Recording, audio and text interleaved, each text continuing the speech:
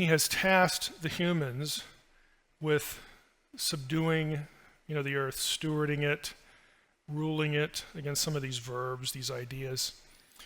If it was perfect, you wouldn't need to do that.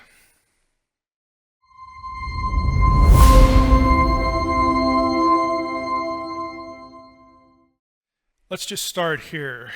There is a description of Eden, okay? I don't know if it was this class or if it was the Thursday class, but there was a question in the Q&A last time about, I don't know what it was, Eden or the world or something like that, and I made the comment that, hey, all the world wasn't Eden. Eden wasn't the whole world. And I could tell, because that was last week, that was kind of news to some people. So here we are. If that was you guys, well, here we are finally at week 5. But I mean, most of you probably would have known that if you were familiar with Unseen Realm content, certainly. And one of the bases for this, probably the most obvious, is Eden gets a specific geographical description. I mean, it's one of those things that's easy to read over. You don't often notice it, but there it is. So a river flowed out of Eden to water the garden. There it divided and became 4 rivers. The name of the first is the Pishon.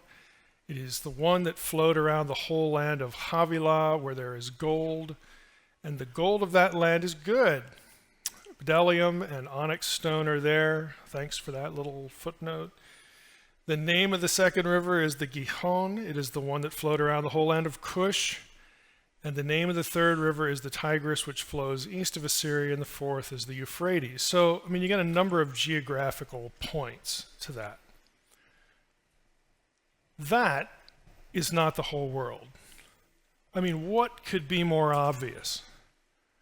Yet, there's this assumption that sort of just, flows through evangelicalism, that when we talk about the world God created, we speak of it like we're talking about Eden, like it's this perfect place. And then again, we spill over and we start talking about Eden. Tree of life, like little animals frolicking around, and Adam and Eve. It's like, no, that's just a little piece of the planet. So for some reason, we often just sort of conflate these things, probably just because of tradition. That's just the way stuff gets talked about, and we don't often stop to think about it. But it's very clear. This is a little spot on the earth. It has specific geography.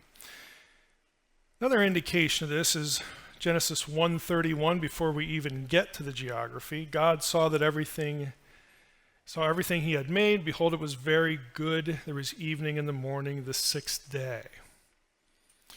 Okay, the text says it was very good.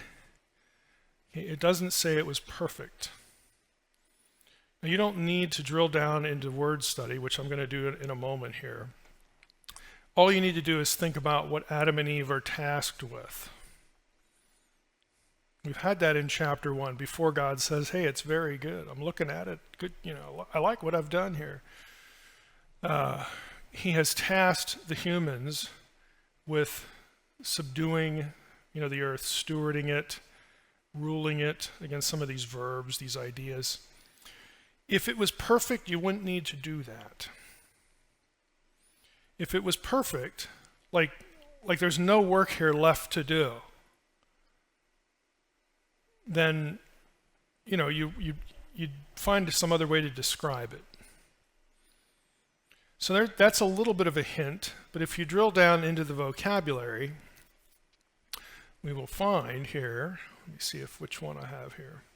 Here's Tov. This is why we got the yellow highlights. This is good. We saw this last week, Tov and Ra, good and evil.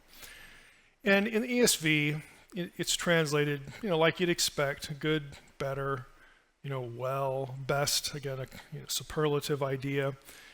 But over here is a different term, tamim, and this is where you get the notion of something without blemish. Something that we might use a term like perfect. There's no problem with it. Okay, tamim is not the way this is described in Genesis 1:31. If we turn our little interlinear pane on, we click on very good, it's tov ma'od. Tov, good, ma'od is an adverb, very, or extraordinarily. It's not tamim.